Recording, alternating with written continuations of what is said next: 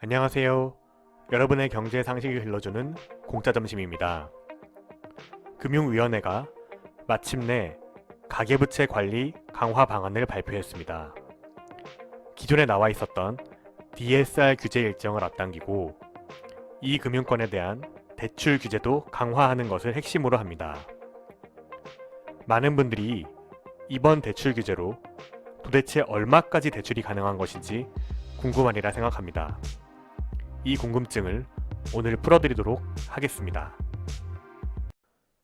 정부의 가계부채 관리 강화 방안이 마침내 베일을 벗었습니다. 정부의 이번 대책을 한 문장으로 요약하자면 소득에 기반해 대출이 나가도록 하는 규제를 더 강화하겠다는 것입니다. 소득에 기반한 대출 관행은 DSR 규제로 요약됩니다. DSR을 다시 설명하자면 내가 보유한 모든 대출의 이자를 포함해 연간 갚아야 하는 원리금을 소득으로 나눈 값을 의미합니다. 정부는 은행에서 돈을 빌릴 때 이 값이 40%를 넘지 못하는 규제를 점차 확대해 나갈 예정입니다.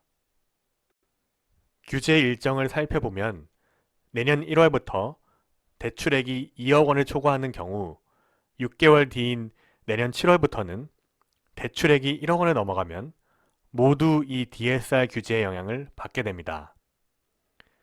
전체 대출자의 약 30%가 대출액이 1억 원을 초과하는 것으로 정부는 보고 있습니다.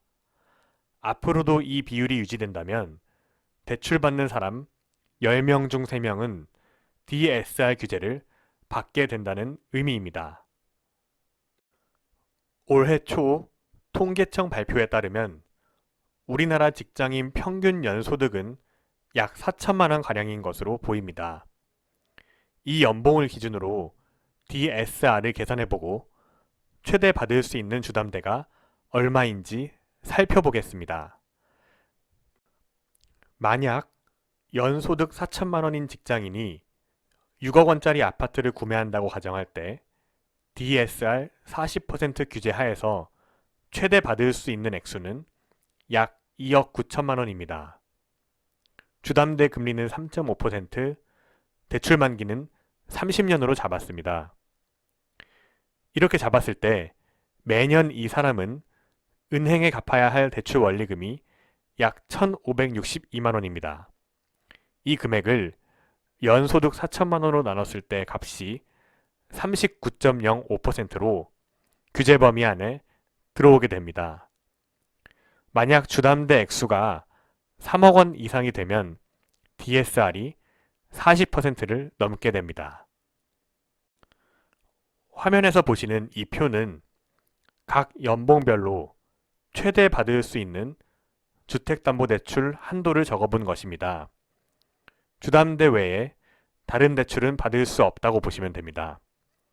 만약 여기에 투기과열지구에 적용되는 LTV 40% 규제나 조정대상 지역의 LTV 50% 규제는 고려하지 않았다는 점을 말씀드립니다.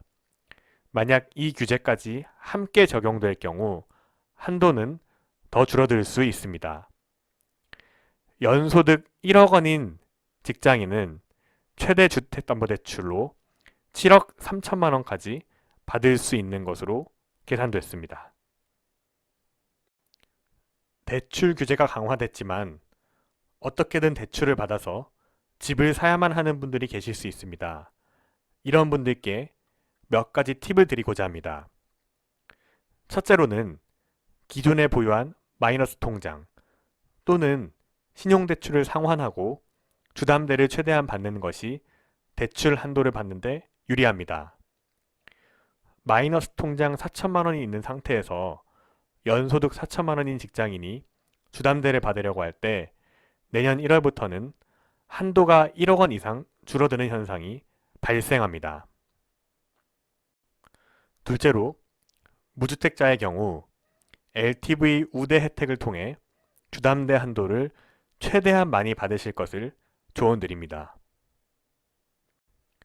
셋째로 은행권에서 대출 한도가 충분하지 않으신 경우 이 금융권 DSR이 50%까지 적용돼 대출 한도가 조금 더 넉넉할 수 있다는 점을 기억하시기 바랍니다. 요즘엔 보험사의 경우 은행권과 비교해 금리가 그렇게 많이 비싸지 않아서 은행권 한도가 부족하게 나와 어려움을 겪고 계신다면 이 방법도 한번 고려해 보시는 것이 좋을 것 같습니다. 오늘 전해드릴 소식은 여기까지입니다. 다음 시간에는 더 유익한 방송으로 찾아오겠습니다. 감사합니다.